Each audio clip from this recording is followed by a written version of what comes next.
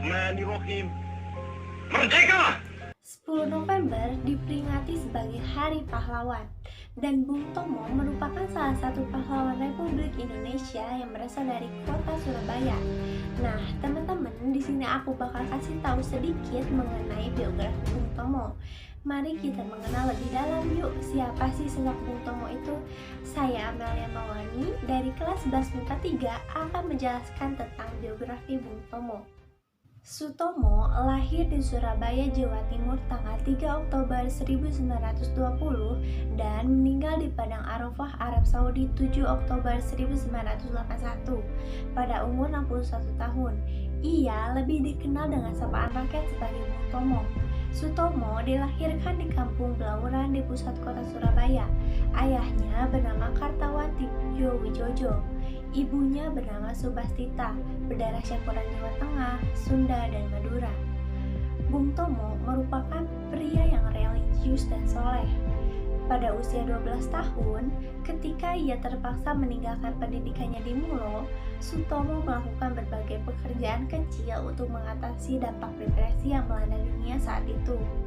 Belakangan, ia menyelesaikan pendidikan HBS-nya lewat korespondensi tetapi tidak pernah resmi lulus. Sutomo kemudian bergabung dengan KBI, Kepanduan Bangsa Indonesia. Pada usia 17 tahun, ia menjadi terkenal ketika berhasil menjadi orang kedua di Hindia Belanda yang mencapai peringkat Pandu Garuda sebelum kependudukan Jepang pada tahun 1942. Peringkat ini hanya dicapai oleh 3 orang Indonesia. Sang orator dari Surabaya ini menikah dengan Sulistina yang merupakan orang Malang dan memiliki 4 orang anak. Sutomo menjadi salah satu pemimpin yang menggerakkan dan membangkitkan semangat rakyat Surabaya, yang pada waktu itu Surabaya diserang habis-habisan oleh pasukan Inggris yang mendarat untuk meluncurkan senjata tentara pendudukan Jepang dan membebaskan tawanan Eropa.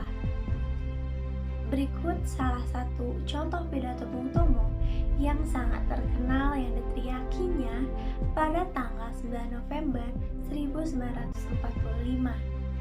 Wahai tentara Inggris, selama benteng-benteng Indonesia, pemuda Indonesia yang memiliki darah merah yang bisa menjadi baju putih, menjadi merah dan putih, kita tidak akan pernah menyerah. Para teman, para pejuang, dan khususnya para pemuda Indonesia, kita harus terus-menerus. Kita akan mengusir para kolonial ini keluar dari tanah air Indonesia yang sangat kita cintai.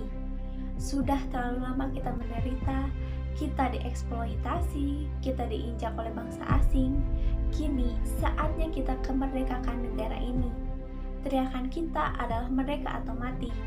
Allahu Akbar, Allahu Akbar, Allahu Akbar, merdeka.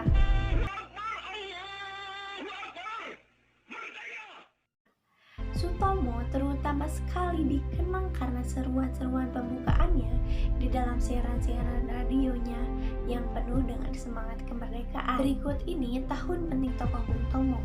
Bung Tomo pernah menjadi seorang jurnalis. Pada tahun 1944, ia terpilih menjadi anggota Gerakan Rakyat Baru yang disponsori oleh Jepang.